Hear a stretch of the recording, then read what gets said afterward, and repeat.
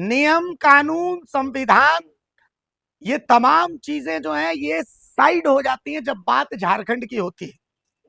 आम आदमी के पास अधिकार है, ऐसा संविधान कहता है, लेकिन वो कागजों में जब तक रहता है तभी तक वो अधिकार होता है। इन कागजों के बाहर जब आप आते हैं तो ये तमाम बातें सिर्फ एक मजाक नजर आती हैं। हम आपको धनबाद लेकर के चलते हैं। धनबाद जाने से पहले हम आपको एक वाकया बता देते हैं। वाकया झारखंड विधानसभा का है। झारखंड विधानसभा में सिंदरी से विधायक चंद्रदेव महतो ने आउटसोर्सिंग कंपनियों की मनमानी का मामला उठाया था।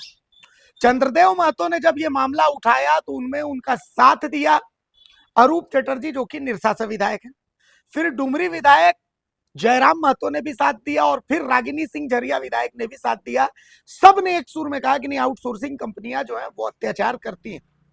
विधानसभा की समिति बनाने की बात भी हुई। अध्यक्ष ने माना कि नहीं, विधानसभा की समिति बननी चाहिए। इतनी भूमिका क्यों?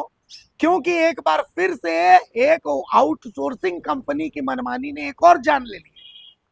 खबर धनबाद से है। यहां पर ओबी डंप के नीचे दब करके एक शख्स की मौत हो गई है और एक हफ्ते में ये दूसरी घटना है। इससे कुछ दिन पहले भी ऐसा ही कुछ हुआ था। पूरा वाकया पहले हम आपको बता देते हैं। आप तस्वीरें देखिए। धनबाद जिले के तीसरा थाना क्षेत्र में एक बड़ा हादसा हो गया जिसमें 30 साल के संजय निषाद की दर्दनाक मौत हो गई। घटना तीसरा थाना क्षेत्र के बैलधोड़ा क्षेत्र में घटी है, जहां खाली घर से ईंट हटाने के दौरान संजय ओबी के नीचे दब गए।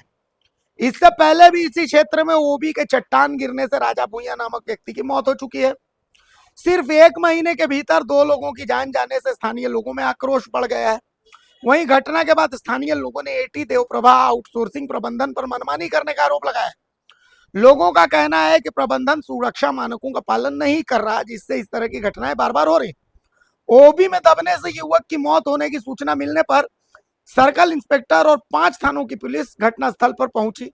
घटना में संजय निषाद की मौत से उनके परिजनों का रो रो कर बुरा हाल है। वहीं स्थानीय लोग वरीय अधिकारियों को घटनास्थल पर बुलाने की मांग कर रहे थे ताकि दोषियों पर उचित कार्रवाई हो सके। घटनास्थल पर पहुंचे तीसरा थाना क्षेत्र के सर्कल इंस्पेक्टर पंकज भूषण ने बताया कि ग्रामीणों की मांग बीसीसीएल प्रबंधक को दी गई है। लोगों का मृतक के परिवार को मुआवजा और पुनर्वास की मांग है।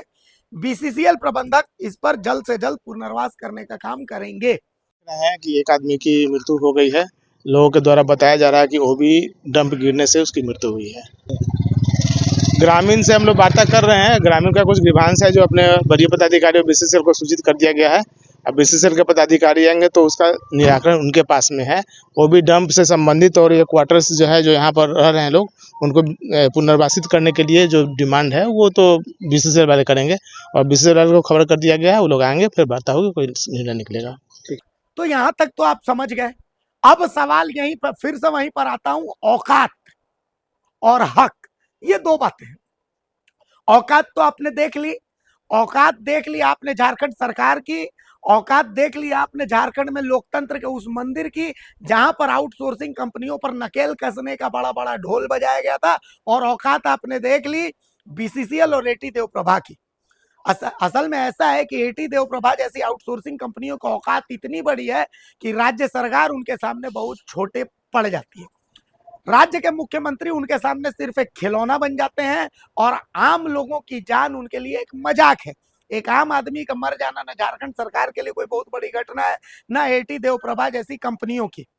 यहाँ इन कंपनियों में बिहार और उत्तर प्रदेश से आए गुंडे जो कोयला चोरी करने के लिए झारखंड पहुंचे हुए होते हैं, वो 2 कौड़ी के जो और लोकल गुंडे हैं उनको पाल करके और धनबाद जैसे जगह पर स्थानीय लोगों पर अपना कब्जा चलाते हैं।